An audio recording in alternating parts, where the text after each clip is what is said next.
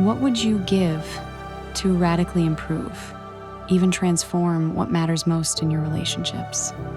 You can thrive in your career, acquire wealth, or build an excellent reputation. But if your relationships aren't thriving, nothing else matters.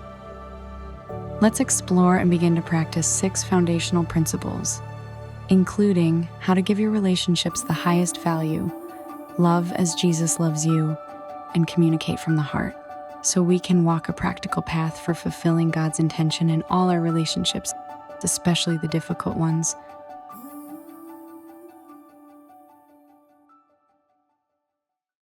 I need some help. I'm making a mess over here. I've made a complete mess. Does anyone know how to put the toothpaste back into the tube after it's been pushed out?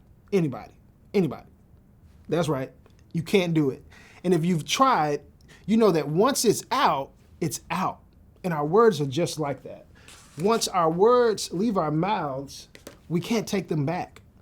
We can apologize, we can explain, but we can't undo them. What's done is done. So, if our words have the ability to leave a lasting impression and make a permanent impact on the people we interact with, wouldn't we want to be thoughtful and careful with our words? If I knew that what was about to come out of my mouth had the potential to leave a permanent mark on the heart of my wife, on the self-confidence of my child, on the conscience of my friend, wouldn't I pause before I let the words out? Friends, our words have power. And that's why the Bible puts so much emphasis on the way that we use our words. Proverbs 18:21 says, "The tongue has the power of life and death."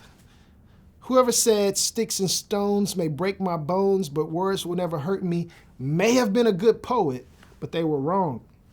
In reality, sticks and stones might leave temporary bruises, but words can leave wounds that last a lifetime.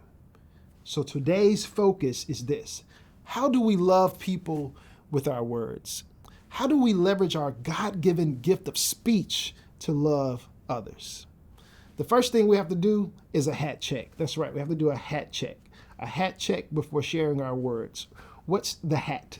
Hat is hungry, angry, or tired. I have to do a hat check before I have any serious conversations. I don't know about you, but I have to do that. When I'm hungry, angry, or tired, I'm not at my best. You're not at your best. And the person I'm in relationship with isn't at their best either. If you're hungry, angry, or tired, it's probably not the best time to have a conversation about something significant. Give yourself some time and give the other person some time as well. So I just want to start with that. First thing first, we have to do a hat check. Next, we have to love people with honest words.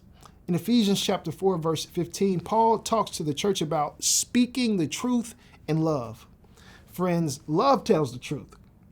Love lets you know when you have spinach in your teeth, all right? That's how you know somebody really loves you. They don't let you walk around with that spinach in your teeth. Honesty might not always look like love, but honesty and love go hand in hand. It takes a lot of courage to speak honestly sometimes, but this is what God calls us to do. Proverbs 27:5 says, "Open rebuke is better than hidden love." Open rebuke is better than hidden love. Real love doesn't hide behind silence. It tells the truth, even when it's hard, because the truth spoken in love is a gift. Love people with careful words.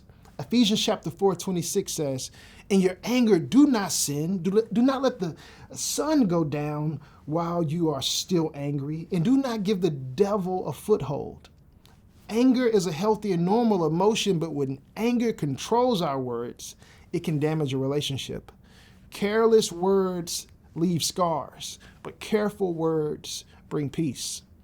Next, love people with affirming words. I love that word affirm. The word affirm means to make firm or to make strong. Have you ever been made strong by someone else's words?